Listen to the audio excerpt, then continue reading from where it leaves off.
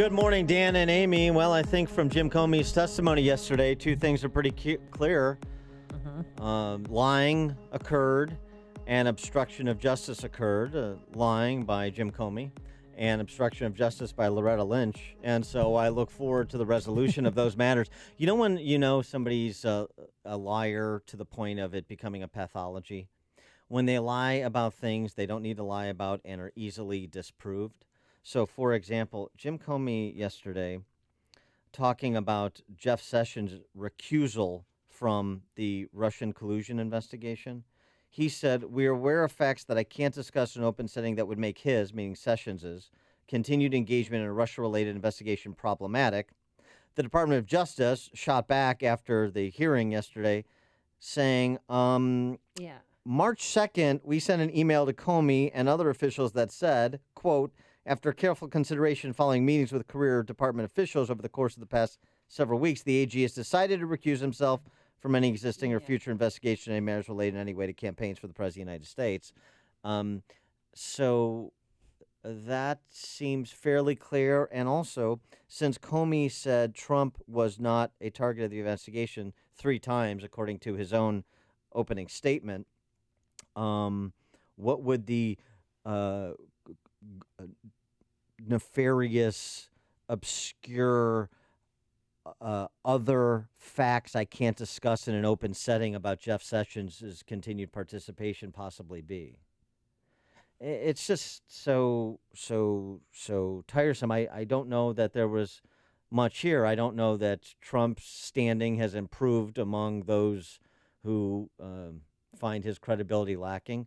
And I don't think Jim Comey's standing is improved by those who find his credibility lacking, which has basically been everyone, depending on where we are in the whole process over the last 18 months, from Democrats loving him when he exonerated Hillary Clinton to hating him when he issued that letter, corrective letter, if you will, a couple of weeks before the election, Uma's emails, and Harry Reid accusing Jim Comey of colluding with the Russians after the election, to now he's back in good standing and he's a tower of integrity again. Well, everyone saw this hearing differently, that's for sure. All right, for more on this topic, we're pleased to be joined by Bret Baier, of course, host of Fox News' Special Report. Watched him last night. Monday to Friday, 5 p.m. Chicago time. Bret, thanks for joining us. Hey, guys. Good morning. Good morning. One of the other inconsistencies, new revelation yesterday. Revelations are always new, so it's a bit redundant. Sorry about that. Catherine Herridge, your excellent colleague over at Fox News Channel, making the point after it was revealed that Comey had leaked his notes from the Trump meetings, calls to a friend as a cutout to get it to the New York Times, that was inconsistent with Comey's last testimony before Congress, that he has not and will not be an anonymous source on any of these investigations. So just a wash and contradiction is the former FBI director, isn't he? Yeah, I think, listen, you're right that both sides see what they want to out of this deal. But, President Trump and his attorneys have things that they can be happy about, that he had confirmed that Comey had told him 3 times that he wasn't the target of the investigation, that President Trump said, hey, listen, if there are satellites of mine or in the campaign, people who are doing something bad in regards to Russia and connection, go after them. And on the flip side, the people who are opponents of the president, look at Comey and the way he described the clearing out of the Oval Office and the saying, I hope you can get away from the investigation with Michael Flynn, and they see obstruction.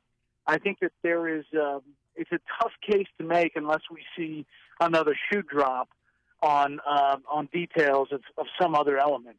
It seemed like there was the one incident, and then there was no other effort to ever interfere or stop or slow down the investigation in any way. And the Michael Flynn investigation, Comey said, is kind of tangential to the Russia investigation. He called it side by side, but not really integral to what they're looking at. So where do we go from here? Well, I think it's all Bob Mueller's game. and I think there's a hope that this goes quicker now that Comey's testifying, that he's opened up the door to these memos. You always wonder how special counsels, if they're going to go to something else. Remember Ken Starr started at Whitewater and ended up at a blue dress. So you wonder where it's going to go. But I think that Bob Mueller might be zeroed in on Russia, and it's just a matter of time. And so, with respect to Comey, do you think this is the last we hear from him? Please say yes. And or will he? Or is it possible that he, depending on how he reviewed his own performance, rethinks the invitation he got from the Senate Judiciary Committee, or continues to provide more color on this since he? The New York Times is re-investigating stories they've previously reported based on what Comey said about their reporting, and DOJ is firing back, as I mentioned at the outset, at Comey.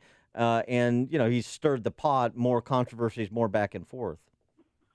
Yeah, I don't think it's the very end that we've seen with Comey. I think that you're going to see the memos. I think you're going to hear from him probably again. And who knows? He's probably going to do some interview. He may write a book.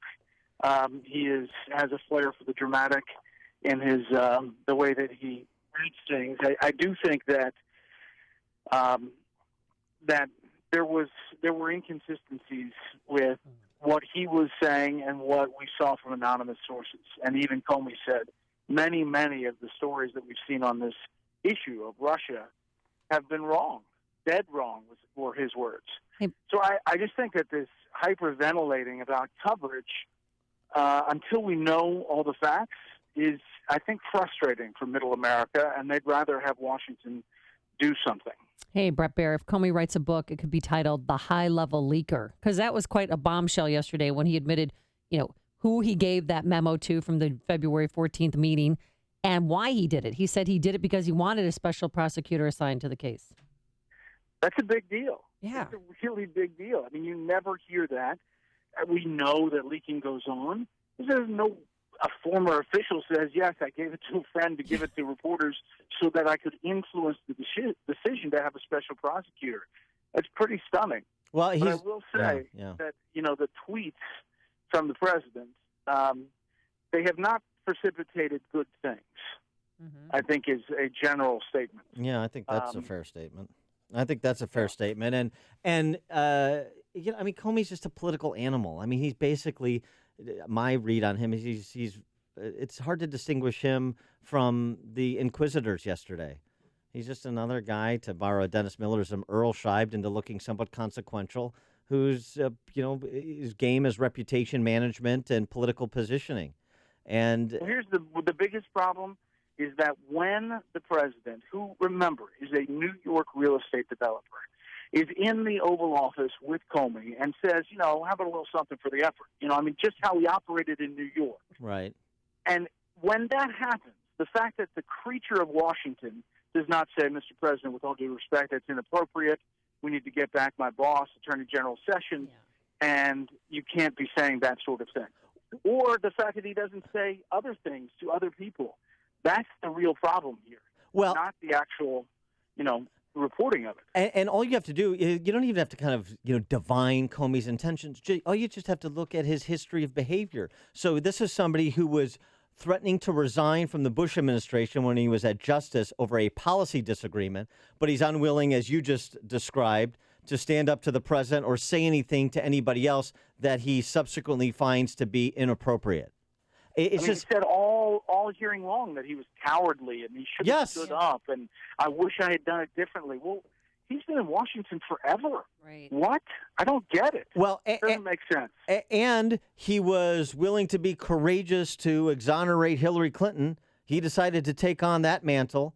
But when it came to Trump, he's leaking memo notes to a Columbia law professor to get to the New York Times. Is there not a detailed memo about the Lynch conversation? If he's so concerned, when Lynch says, don't call it an investigation, call it a matter, and he's concerned about it, Why doesn't he write a detailed memo about that with the grandfather clock on the wall and other things? I mean, it just does not, the whole thing doesn't add up. And that's his problem. Give us the temperature as you understand it from the kind of inside the Trump administration about this, how disruptive it is to his domestic policy agenda in particular, and what, if any, insights you have in terms of how they're hopefully trying to pivot to get back to that domestic policy agenda. Well, I think it's going to be tough. It's delayed. They're running out of days. Unless they keep Congress in session, they're going to run out of days.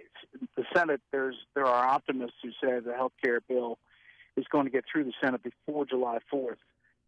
I don't know if that's possible. If McConnell can herd the cats, maybe just on the impetus that if you don't do something, you're going to lose big donors. Then they send it to a conference committee and try to deal with health care. But tax reform, they're on the early stages, and infrastructure is definitely next year. So these investigations have really slowed the Trump train, if you will. All right. He is Bret Baier, host of Fox News' Special Report, Monday to Friday, 5 p.m. Chicago time. Bret, thanks as always for joining us. Appreciate it. All right, we'll see you. And he joined us on our turnkey.pro answer line.